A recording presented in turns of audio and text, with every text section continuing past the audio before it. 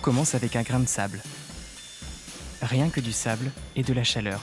Pour obtenir cette matière transparente, modelable mais tellement fragile.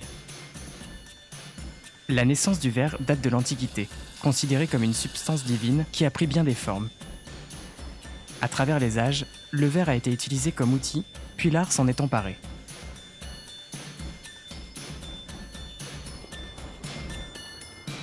Le lycée d'Orient, dans le 11e arrondissement, est la seule école en Europe à former de jeunes souffleurs de verre spécialisés en verrerie scientifique. Cette section de verrerie scientifique a été ouverte en 1936. Cette section a donc connu deux sortes de verres. Les appareils étaient faits avant en verre ordinaire et ont été faits ensuite en verre borosilicate. Pourquoi ce verre? Parce qu'il résiste beaucoup aux problèmes thermiques que peuvent subir les appareils de chimie une fois qu'ils sont chauffés, refroidis, etc.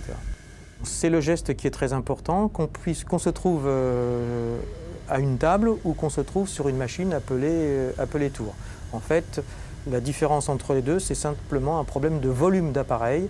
Il est certain que les appareils de petit volume peuvent être travaillés à la main, alors que les appareils de gros volume doivent être travaillés sur des machines. Que ce soit le verre ordinaire ou le verre borosilicaté, ils ont, on peut dire, tous les deux exactement la même transparence, ce qui est très utile en chimie parce qu'on peut voir évoluer les expériences. C'est l'intérêt de la transparence. La difficulté du travail du verre, c'est quand ça casse. Et contrôler la matière une fois qu'elle est fondue, comme si on avait un bâton de guimauve. Et qu'on peut en faire ce qu'on veut. On peut le tortiller, le souffler, faire vraiment ce qu'on veut, quoi. Moi, je compare un peu notre métier au sport et à la musique. C'est-à-dire que si on veut en vivre, il va falloir faire des gammes sans arrêt. C'est la plus grande difficulté, je pense que c'est de recommencer sans arrêt parce qu'au début, on ne produit rien. On exécute les projets de ces artistes. On utilise notre technique de travail pour réaliser les pièces demandées par ces artistes. Ce bâtiment, fondé en 1994, joue avec l'ombre et la lumière, l'intimité et l'ouverture, la transparence et l'obstacle. Nature et culture s'associent pour refléter les immeubles anciens et annoncer le futur. Nous voilà au cœur de la Fondation Cartier. Jean Nouvel travaille beaucoup avec le verre, pas seulement pour sa propriété transparente, mais surtout réfléchissante. Il conçoit les bâtiments avec ce matériau comme monomatière mutante.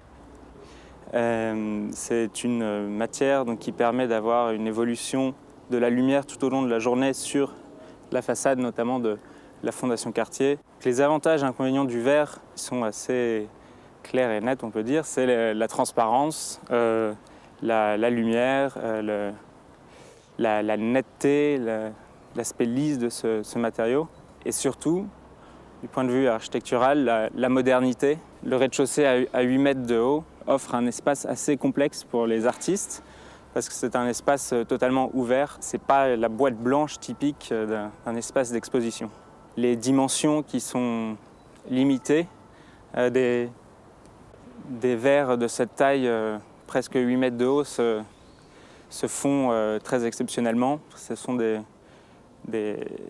cas d'exception dans l'architecture aujourd'hui.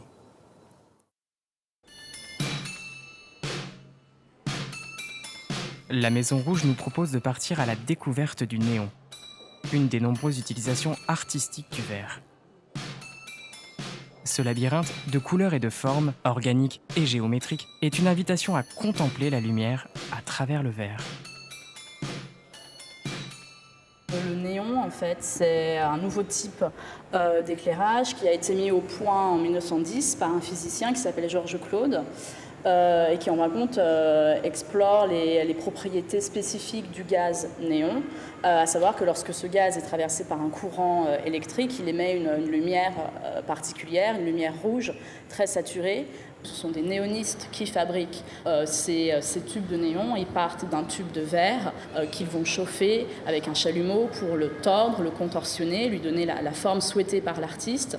Et donc tout en chauffant ce tube, ils vont souffler dedans pour lui faire conserver un diamètre constant pour qu'ensuite le gaz puisse s'y répandre de façon homogène et que l'éclairage soit efficace. Donc c'est vraiment un processus de fabrication, tout ce qu'il y a de plus artisanal, contrairement aux idées reçues, ça n'est pas industriel. Et en fin de compte, il n'y a pas beaucoup de possibilités d'exploiter ce médium, puisqu'en fin de compte, il s'agit avant tout de le tordre, de lui donner une forme. Donc ça passe soit par le langage, soit par le dessin. Notamment le langage, on pense aux œuvres de Joseph Cossette, avec cette idée de transparence et d'obstacle, puisque Joseph Cossette va énoncer des phrases, et pour que ces phrases soient plus lisibles, il va en masquer certaines parties des œuvres qui sont aisément compréhensibles, parce que voilà, ça joue sur la forme, ça joue sur la lumière, et généralement le public est plutôt satisfait